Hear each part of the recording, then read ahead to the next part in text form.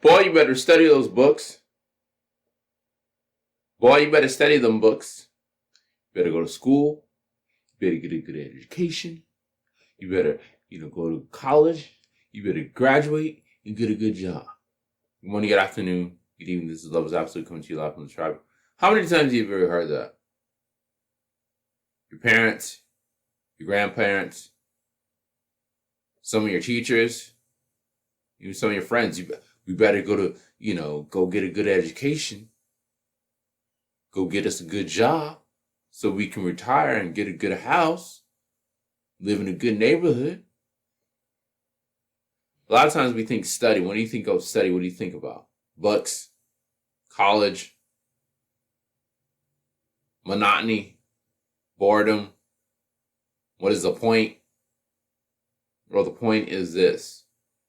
Study has to do with knowing yourself. Study is your ability to learn, look, listen, and observe yourself. That's what it is. And the importance of that, especially in today's society, we live in a society that's very attention-centered. Basically meaning all the attention goes to the person who has the ability to focus on what the end consumer wants. Their ability to be empathetic. What does it mean to be empathetic? The word empathetic basically means to put yourself in another person's shoes, of how they think, how they feel, how they act, how they behave. In order for us to do that, we have to put our own self in our own shoes. So in order for me to relate with you, I have to relate with myself. Relate means what? To connect to myself, to see myself as others see me, and as more importantly, the most important thing is, how do I see myself? And that's the challenge of today's times. Today's times, it's more easy to be more distracted, more disorganized, more unfocused, more confused than ever. You have the COVID-19 going on, the COVID-21 and the COVID-23. They're telling you in the movies and shit. Then you have the whole, the change of the money. The money is not money anymore. There's the great, financial reset. Also, too, you have the thing of energy is currency. Now, attention is currency. Attention is the new currency. So, why are we even talking about this? Today, I want to encourage you to really just study yourself. If you don't like where you're at in your life, study how did you get there. If you don't like the people you're around, study how did you get around these people. In order for us to change the things that we don't like in our lives, we have to look and observe and study it, as in, like, how did I get here? If I got there this way, then what do I need to do to get to a different place, as in your how you think and how you feel, and then B, get to a different place of removing these people from my life, distancing myself from these people. Let's say, like, you live with these people in your house. Well, just because you live with these people, say like you're a teenager, you can't move out yet. Well, you can still distance yourself from these people in your head and your heart. Does that mean you treat people with disrespect? No. You treat people with respect, but at the same time, you remove your energy. If they have family dinner, you're not going to family dinner. If you have to, sit down, eat your food, keep it pushing. And it might even turn violent. Then that's really when you're in a situation where you got to leave. But in your head, in your mind, wherever you are, if it's not where you want to be, put your mind and your heart of where you want to be. I don't care if they tell you you can't travel. I don't care if they say, we're going to take your passport away. We're going to take your finances away. We're going to, charge you all this damn money. That's what they do. If you understand the tax system and the history of the tax system, you understand it's a fraud system. Go study feudalism. Go study before industrialization. Go study that shit. All the stuff that's happening, all the social media, think about who controls the social media. Who created it and who's in charge of it. It's the same shit, just regurgitated with more bells and whistles ever than before. I want to encourage you today to study yourself. Your job is not to study what everyone else is doing. Study yourself first. And then figure out, okay, what do I bring to the table? For example, if I'm, at my job and I work really hard and my managers notice that and they say that publicly in front of, in our meeting, in front of my other coworkers, then I need to learn how to monetize that. How do I monetize that? Figure out, okay, what makes my work ethic different than others? Well, first of all, I show up on time. I stay later. Everyone leaves at 2:30 and I leave at 4:30. I have the ability to, I'm very talented. I can work in assembly. I can work in warehouse. I can work in shipping and receiving, for starters. I am a quick learner. I remember things. I may not get things perfect. I might not get them right. I may be a little slower, but I'm more flexible and adaptable. A lot of my coworkers are faster than me. They're always faster than me. They get this done, get that done. But at the same time, they're not as flexible as me. They don't have a willingness to be flexible. I do, because that's in my chart. If I add up, all the numbers in my date of birth, they all add up to a double-digit number, 25. You got the 2 and the 5 equals 7. So you take the 2, the 5, and the 7. So I am intuitive. I know what to do without anyone telling me. I am very assertive. I'm very flexible. I like variety in my day. This is why I can't do the same shit. That's why I had to leave security. I mean, I'll go back and do it, but I'd really rather not. I am very, sympathetic. Like, I like to help my coworkers do more, to the expense of put my own self, in danger, which is not good. At the same time, it is good, because I'm able to feel what they feel on a very deep level. I struggle with sensitivity of feeling, suffering of feeling, suffering of sensitivity. Yeah. That means I feel shit so much, and I have a 2 and I have 11 and I have a 7. It's like triple. It's like the triple, death phase, but it's not the death phase, it's the life phase. But this is just, this is my example of what I mean by to study myself. If I didn't know this, I'd be taking a lot of drugs, because, or I would drink a lot of alcohol. I'd do a lot of crazy, extreme things to shut that shit up. That's what I've done in the past. Just crazy things to, I don't like that feeling. I don't like the feeling of, feeling what other people feel. Because it's intense. That's why I feel so motivated to relieve it, because I don't like the feeling. I hate the feeling. But that's how I'm designed. I'm designed to, if I would go to, I probably need to do this, go to a really foreign country with, it's a really extreme environment, I feel that shit, on, a million. But at the same time, I would be, super motivated. More motivated than I'm here. But that's just, a small example. Today, I just want to encourage you to really understand what your strengths and weaknesses. That's the whole point of studying. Not you're not supposed to study. We don't live in this, parents keep swearing up and down, you need to go to school and get an education. That shit is over. Businesses keep swearing up and down, if I just, put some more digital, digital marketing. Basically, digital marketing is I'm selling you a product. First, I trick you into listening to me, I get your attention, and then I sell you a product. But I have no consideration of how you feel or the shit you're going through. That's what digital media motherfuckers do. This is why I started going that direction, and I stopped going that direction because of that reason. It's too much of that shit. It's too much of that, I need to trick you. Basically, analytics is basically, I'm studying what you do, how you do it. Amazon invented that shit before Google. Well, yeah, before Google, with Google, whatever, around the same time. I think it's before. I don't know, but around the same time. They started that shit in 1995. I don't think Google started that shit in 1995. Go check your facts. But anyways, Amazon started tracking what the customer would do on the page and how it's like I record everything you do, then I study everything you do, and then I figure out how to sell that to you. So I store your information, I study your information, and I sell it back to you. So everything that's being sold to us is from us, basically. Without our data, people can't create product. There will be no Google. There will be no AdWords. There will literally be no algorithms.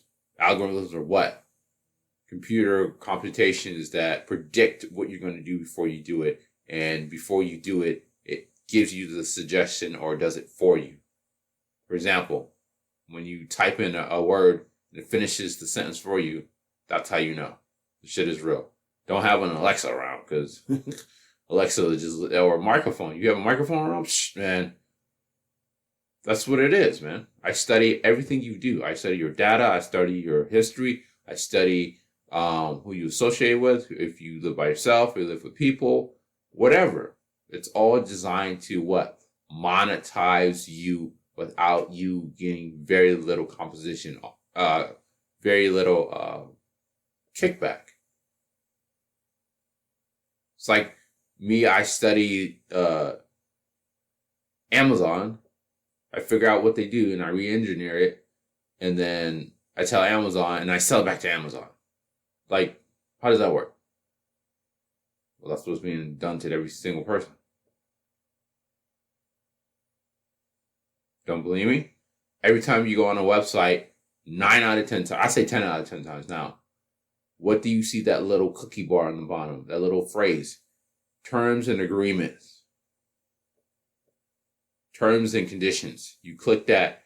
Do you want to opt out from data collection? Or do you want to continue? Is data collection okay? So every time you hit the okay button, that means what? I just now, not only do I tax your land, I tax your rent, I tax your water, I tax your air. I tax, your ability to drive. I tax your ability to work. Now I'm probably going to tax you for you wearing a mask. Now I'm going to tax you for searching for information. That's quote unquote free. But it's not free because the more information I search for, the more information I take from you. So where's the trade-off? Well, big tech companies are like, well, we have this information. Remember, it's not about physical assets. It's not about physical capital. Look it up. I want you to go to Wikipedia, look up capital, different types of capital. You have knowledge capital, you have physical capital, knowledge capital, and then you have fictitious capital. I wear a piece of paper in your hand. Capital means what? Asset. Asset means what? Something that is monetizable. I can make money from this. I could buy something that makes more money by itself. As long as I automate it, regulate it, and distribute and make it continuous. So this is why it's important for you. I don't like the word analyze, but I understand what it means. You gotta really just know yourself, dude. You have to learn yourself. You have to learn all the you have to learn all the little details about you. It's not about learning the details of social media. That's important too. Don't get it twisted. Because this is all an algorithm, but the ultimate algorithm is you. Okay? The reason, think about it, why big tech companies now, big companies in general, private sector, they can charge you, the consumer, a 500% markup, and for them to get the profit, they can take in the market, which is the internet. The biggest internet, the biggest market was the internet. It costs them very little to do that. They can pay somebody, digital media marketing or, whoever to take in the market or for free, whatever. And as well, at the same time, Think about how they go to other countries. Think about how many big tech companies are in third world countries. Why can they do this? Because why? There's what we call it human capital. There's a human population surplus. This is why this is the greatest resource, in my opinion, on planet Earth. Population resource, or population surplus, they call it. There's too many damn human beings, and we need to. It's like I'm a factory. I have these materials that I need to build something, but I have too many damn materials. Because if I'm only allowed to build, say, like 100 units, but I have materials to build a million units, but I don't need that much. Because I can build 100 units, and then I can do an upmark of 500% on each one of them and distribute it to a different country, and they could take that model, and I could charge them the manufacturing rights, the production rights. Not only do I own the land, but I own the material. I have rights over the materials. Not only do I have the rights over the materials, I have the rights over the production of the materials. Not only have the rights over the production of the material, I have the right over the product of the material. Not only have the right over the product of the material, I have the right over the taxation that comes from that. That leads into politics, laws. I create laws specifically to benefit my bottom line, my profit. That's how I operate. So the greatest surplus is human surplus. The human population is the greatest surplus, and they're eliminating that. Because it's always been like that. It's not just now. It's always. Why do you think they can charge so very little? If you study all the way back, they could charge very little for slavery. But it's, they'll upmark a slave 500%, but yet they pay a slave nothing. Very little. They call it peasants, slaves. There's an economic order that's always been there. But yeah, we think, even in the West, we think we're free. We're not. It's an illusion. Freedom is an illusion to those who don't understand independence. If I have to go to my job to make money, I am not free. If I have to rely on a social media platform that I don't control, someone else has control of it, I am not free. If I have to rely on a video sharing platform that is not mine, that I am not in control of, I am not free. If I have to rely on a website to make pictures and images, and I don't have my own program that I made for me, or at least I, bought and I can modify, I am not free. This is what it is. You wonder why people, march up to the Capitol doing all this crazy shit? They're not free. They know they're not free. And this is the first time in their life they realize it. Because why? They didn't study themselves.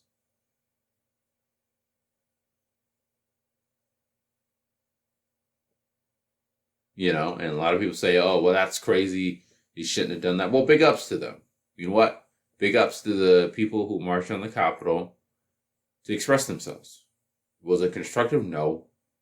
Did they play into the trap? Yeah. Was that bad? Yeah. Was that the best way to use their energy? No. But big ups for them to be assertive like that. To express themselves. Will this video get flagged? Yeah. Will it get watched? Yeah. But it's the truth. For the first time in their lives, they actually realize, damn, we're free to do what we need to do. Was it necessarily the best idea? Some people say yeah, some people say no. You're giving to the narrative. So what? Big ups to them. For more information on how to study yourself, email me at lovesablute3@gmail.com. Email me at lovesablute3@gmail.com. Brothers, sisters, good head.